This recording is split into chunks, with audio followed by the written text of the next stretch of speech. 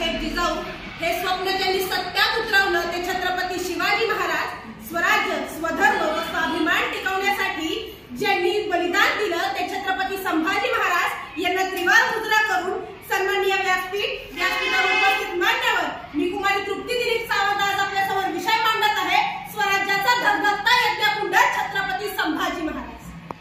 350 वर्षापूर्वी छत्रपती शिवाजी महाराजांनी इतिहास घडवला आणि खऱ्या अर्थाने कष्टकऱ्यांचं कामगारांचं स्वराज्य सत्यात उतरवलं आणि याच विचारांची प्रेरणा घेत एक महामेरू मातीमध्ये जन्माला आला आणि या विचारांची प्रेरणा घेतलेला आणि त्याचबरोबर शिवरायांच्या विचारांचा वारसदार ठरलेला आणि शिवरायांचं स्वराज्य संवर्धन करणारा योद्धा पिढ्यानपिढ्या लोकांना प्रेरणा देत राहिला तो योद्धा म्हणजे छत्रपती संभाजी महाराज।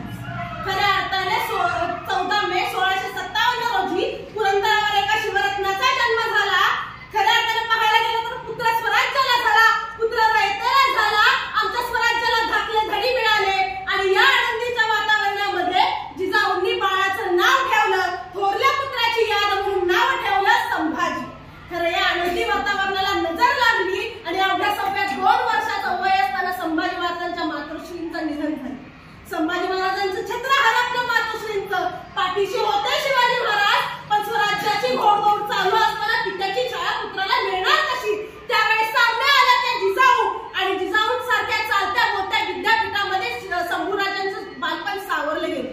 खऱ्या अर्थानं पाहायला गेलं जेव्हा शंभूराजे त्यांच्या छत्रछायेखाली चालणं, बोलणं, लिहिणं, वाचणं, कला, क्रीडा यामध्ये पारंगत झाले। धर्मशास्त्र, नीतिशास्त्र, समाजशास्त्र, राजकारण त्याचबरोबर राज्यशास्त्र यांसारख्या अनेक गोष्टींमध्ये संभाजीराजे निपुण झाले। 1 नाही, 2 नाही, 3 नाही, 4 नाही, तब्बल 16 भाषांमध्ये संभाजीराजे निपुण झाले।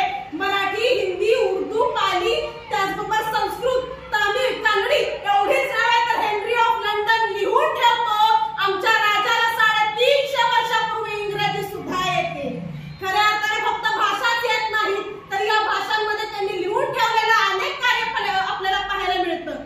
बुधभूषण राजनीतीचा ग्रंथ लिहिला, त्याचबरोबर नायिकाभेद, नखशिका, त्याचबरोबर अध्यात्मावरील 7 शतक नावाचा ग्रंथ लिहिला। फक्त बुद्धीचीच आवाज